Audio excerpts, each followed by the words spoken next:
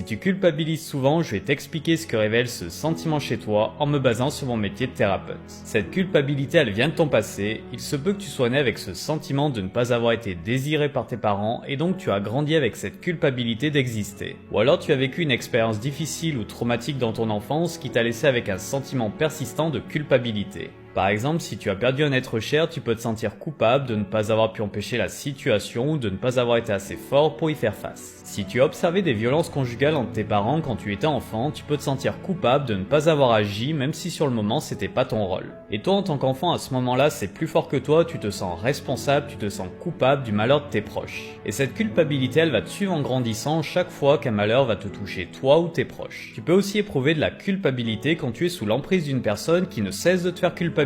Il y a des gens autour de nous qui sont très forts pour se déresponsabiliser et nous faire croire que nous sommes les auteurs de leurs fautes. Et qu'est-ce que tu vas faire pour apaiser ta culpabilité? D'un côté inconsciemment, tu vas chercher à te faire du mal, tu vas te punir, tu vas t'interdire le bonheur. D'un autre côté, tu vas chercher à te racheter en donnant énormément de ta personne pour obtenir de l'amour, de la sécurité, de sentiments que tu n'as pas reçus dans ton enfance. Si tu souffres de ça, prends conscience que tout n'est pas de ta responsabilité et que tu ne peux pas régler tous les problèmes du monde. Assume tes choix, tes erreurs et surtout fous-toi la paix. Dis-moi en commentaire si tu as tendance souvent à culpabiliser. Pour plus de conseils, clique sur le lien dans ma bio et n'oublie pas de liker cette vidéo et de t'abonner à ma page.